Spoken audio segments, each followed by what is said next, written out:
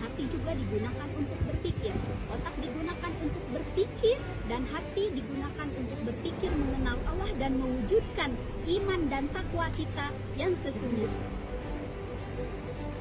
A'udzu billahi minasyaitonir rajim. Bismillahirrahmanirrahim. Wa sakhara lakum ma fis samawati wa ma fil ardi jami'an min inna fi dzalika laayatil liqaumin yatafakkarun.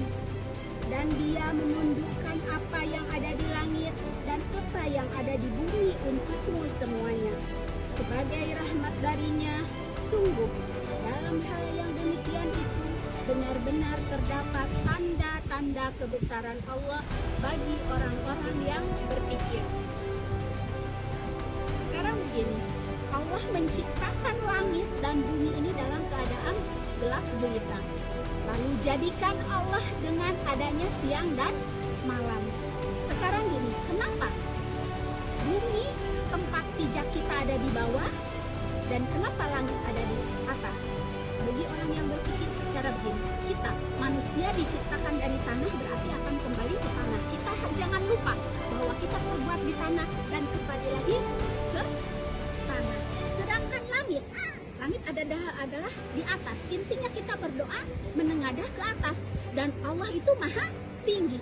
Dan jikapun manusia yang diciptakan oleh Allah itu tidak ada satupun yang sholat, semua buruk, semua murtad, semua musyrik, apakah itu akan mengurangi tanda-tanda kebesaran Allah? Akan mengurangi keesaan Allah? Tentu tidak. Ini artinya kenapa Allah menciptakan, menundukkan langit dan bumi kepada kita, memberi rahmatnya. Ingat, rahmat Allah hanya diberikan kepada manusia pilihan, sedangkan kasih sayang diberikan semua manusia yang ada, makhluk yang ada di bumi ini, hewan, orang-orang musyrik, orang-orang kafir, tetap Allah kasih sayangi, tetap Allah kasih rezeki yang banyak. Tapi ingat, rahmat Allah hanya ada kepada orang-orang pilihan. Kamu belum mengenal Allah? Belajar dong. Kalau belum mengenal Allah, tak kenal maka tak sayang. Dengan cara apa kita mengenal Allah? Apakah kamu tahu Allah bentuknya seperti apa? Apakah kamu tahu Allah seperti apa? Tentu tidak. Allah itu maha gaib, tidak terlihat. Dengan apa kita harus mempercayai bahwa Allah itu ada? Al-Quran. Al-Quran adalah bukti nyata bahwa Allah itu ada. Bumi, langit, semua hamparan di sini, laut, semua itu adalah tanda bukti bahwa Allah itu ada. Kita tak perlu mengenal Allah seperti Allah, bentuknya seperti Allah, karena Allah apa? Gaib. Allah jadikan ada di hati. Insya Allah, jika Allah kita jadikan selalu di hati, maka kita akan terbebas dari keburukan. Karena apa? Allah menciptakan antara siang dan malam, berarti antara baik dan buruk juga. Tergantung kita memilihnya. Apakah kamu mau memilih ke surga, kebaikan, atau mau neraka, keburukan? Kenapa kamu percaya adanya neraka? Al-Quran. Kenapa kamu percaya dengan adanya Allah, dengan adanya Nabi, dengan adanya Rasul? Al-Quran. Kuncinya adalah Al-Quran. Tetap jadilah mukmin, ya, jadilah mukminin mukminat yang sejati, yaitu amantu billah sumastaqim. Assalamualaikum warahmatullahi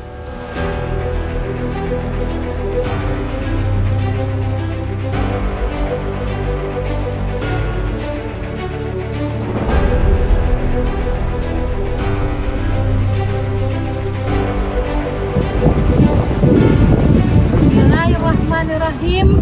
Assalamualaikum warahmatullahi wabarakatuh. Perkenalkan, nama saya Irma Rahmiati. Saya dari Liko Siti Khadijah, akan mentadabur Quran surat An-Naml ayat 88 yang berbunyi, A'udzubillahi minasyaitonirrajim. Bismillahirrahmanirrahim. Wa taral jibala tahsabuha jamidatan wa hiya tamurru marra sahab. Sun'allahil lazi atqana kulla syai'. Innahu khabirum bima taf'alun. Yang artinya, dan engkau akan melihat gunung-gunung yang engkau kira tetap di tempatnya, padahal ia berjalan seperti awan yang berjalan. Itulah ciptaan Allah yang menciptakan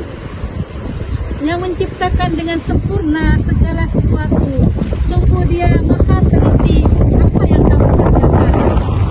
Bagaimana kita memahami ayat ini bahwa gunung-gunung itu berjalan seperti jalannya awan, padahal nampak oleh kita gunung-gunung itu selamanya tetap kokoh berada dalam tempatnya masing-masing. Jadi bahwa Allah itu menciptakan segala sesuatunya dengan sempurna, dan Dia Allah membuat kokoh tiap-tiap sesuatu, yaitu yang membuat semuanya ciptaannya dengan serapi-rapinya. Jadi kita sebagai umat Nabi Muhammad sangat bersyukur sekali bahwa banyak kenikmatan yang Allah berikan pada kita. Hanya ini yang bisa saya sampaikan. Wassalamualaikum warahmatullahi wabarakatuh.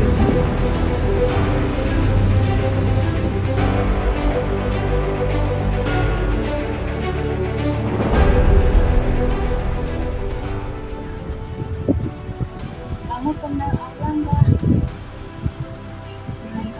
Assalamualaikum warahmatullahi wabarakatuh. Saya akan mendapur surat Al-Imran ayat 191. Allah berfirman, Alladzina yadhkuruna Allaha qiyaman wa qu'udan wa ala junubihim wa yatafakkaruna fi khalqis samawati wal ardh. Rabbana ma khalaqta hadza batila subhanaka faqina adzabannar. Yaitu orang-orang yang mengingat Allah sambil berdiri, duduk, dalam keadaan berbaring, dan mereka memikirkan tentang penciptaan langit dan bumi, seraya berkata, Ya Tuhan kami, tidakkah Engkau menciptakan semua ini sia-sia? Maha suci Engkau, lindungilah kami dari azab neraka. Di sini kita sambil mengingat Allah dalam keadaan berdiri. Berdiri di sini kita melaksanakan sholat sambil kita berjalan, berdiri sambil termenung dimanapun kita berada, di rumah ataupun di alam sekitar. Terus kita duduk, kita jangan sampai lupa kepada Allah sambil beristighfar, karena di mana-mana kita berada Allah selalu mengikuti kita dan mengingatkan kita akan kebesaran Allah Subhanahu wa Ta'ala. Di hati kita juga ada Allah. Kalau kita tidur, jangan melupakan Allah. Mata kita selalu mengingat Allah. Allah maha melihat dan maha mendengar. Dan kita mau tidur, kita jangan melupakan Allah. Kita harus berdoa, karena semua itu kebesaran dari Allah Subhanahu wa Ta'ala yang tidak dapat perhitungkan dan tidak bisa kita ungkapkan semuanya. Demikianlah yang dapat saya sampaikan di dalam surat Al-Imran ayat 191.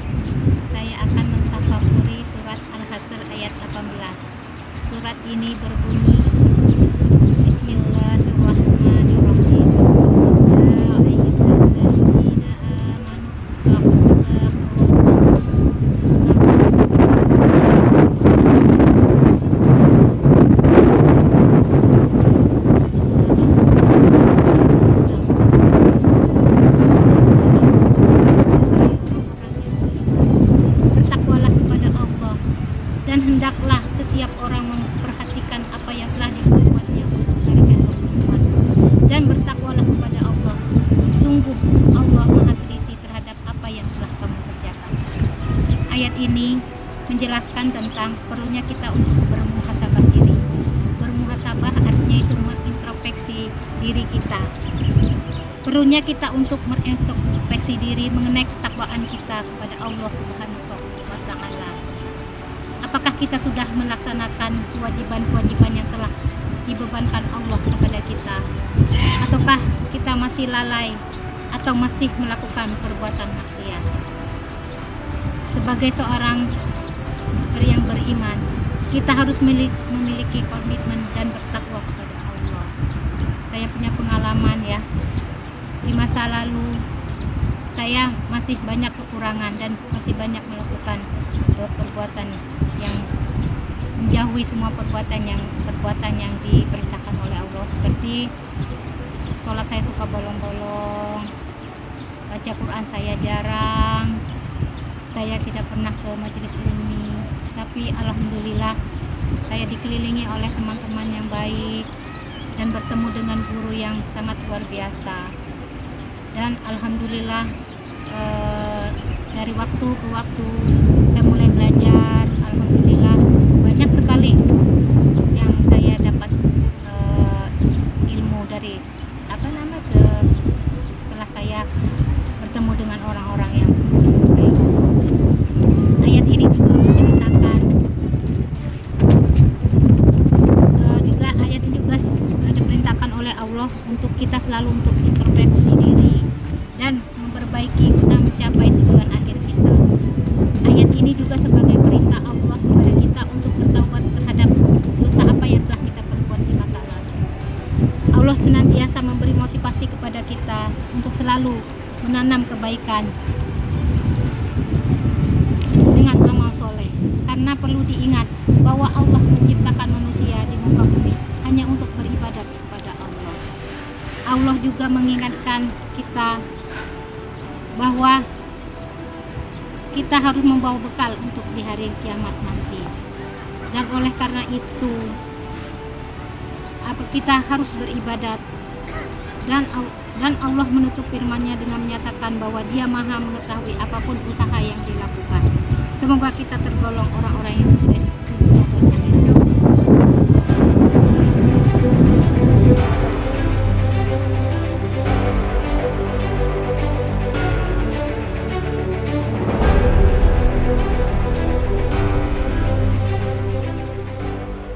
Assalamualaikum warahmatullahi wabarakatuh. Di sini saya akan bertadabur sedikit tentang ayat 4 dari surat As-Sajdah. A'udzu billahi minasyaitonir rajim. Bismillahirrahmanirrahim. Allahul ladzi khalaqas samawati wal arda wa ma bainahuma fi sittati ayamin sumasta wa alal ashr malakum min dunihi min wali wala syafi' afala tadakkarun, yang artinya Allah adalah zat yang menciptakan langit dan bumi serta apa yang ada di antara kedua dalam 6 masa, kemudian Dia bersemayam di atas ars.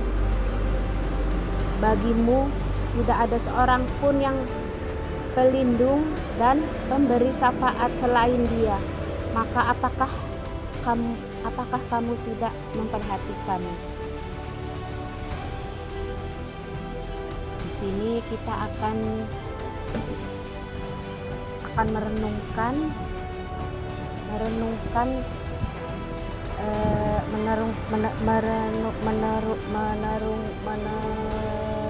kembali tentang alam dan seisinya. Pernahkah kita berpikir apa yang memulai segala alam semesta dan keteraturannya mungkinkah tercipta begitu saja? Di dalam filsafat ada konsep kausa prima atau penyebab pertama yang mengatakan segala sesuatu harus memiliki awal dan awal. Awal itu adalah Tuhan. Bahkan teori Big Bang yang sering dianggap ilmiah tidak bisa menjawab pertanyaan tentang ini. Apa yang menyebabkan ledakan besar itu dan bagaimana di alam semesta yang begitu teratur dari orbit, planet sampai fisika. Bayangkan sebuah jam yang kita dapati di tengah hutan. Jam itu sangat rumit. Jika Anda menemukan di tengah hutan, apakah jam itu dengan berada sendirinya di tengah hutan? Tidak. Pasti jam itu ada yang memiliki dan ada yang membuatnya. Tidak mungkin jam begitu muncul dengan sendirinya. Begitu juga bumi dan langit, matahari, alam semesta dan seisinya. Itulah adalah ciptaan Tuhan yang Maha Esa. Tidak ada orang pun yang bisa menandinginya. Hanya Allah yang wajib kita sembah. Tiada Tuhan selain Allah yang menciptakan bumi dan langit seisinya, alam semesta semuanya. Marilah kita renungkan kembali supaya kita berpikir lebih dalam bahwa kita harus selalu berdoa kepada Allah Subhanahu wa Ta'ala yang telah menciptakan bumi dan seisinya.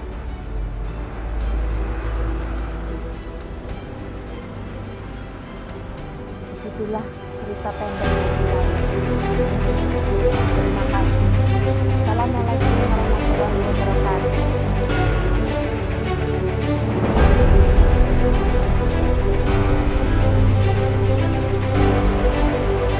Assalamualaikum warahmatullahi wabarakatuh. Saya Linda dari Buku Siti Khadijah Pangabinang akan mentafakuri surah Al-Hasyr ayat 21. Di surah Al-Hasyr ayat 21 ini Allah berfirman, A'udzubillahi minasyaitonirrajim. Bismillahirrahmanirrahim. Law anzalna hadzal qur'ana 'ala jabalin la ra'aitahu khashi'an mutasaddian min khasyatillah wa tilkal amsalu nadribuha linnasi la'allahum yatafakkarun. Artinya, sekiranya kami turunkan Al-Quran ini kepada sebuah gunung, pasti kamu akan melihatnya tunduk terpecah belah disebabkan takut kepada Allah. Perumpamaan ini kami buat untuk manusia agar mereka berpikir. Jadi di ayat 21 surah Al-Hasyr ini menjelaskan kepada kita betapa dahsyatnya pengajaran-pengajaran dan nasihat dan ilmu yang ada di dalam Al-Quran. Betapa tingginya kedudukan dan pengaruh Al-Quran, sehingga Allah mengeluarkan firman, sekiranya kami turunkan Al-Quran ini kepada sebuah gunung, pasti kamu akan melihatnya tunduk terpecah belah karena takut kepada Allah. Gunung yang kuat, besar, kokoh akan merunduk, tunduk, bahkan hancur karena begitu takutnya kepada Allah. Ayat ini menunjukkan begitu hebatnya peringatan-peringatan dan ancaman-ancaman Allah di dalam Al-Quran. Bagaimana dengan hati kita? Hati kita tidak terbuat dari batu. Jika hati kita tidak lagi tersentuh dengan nasihat-nasihat Al-Quran, berarti apa yang salah dengan diri kita?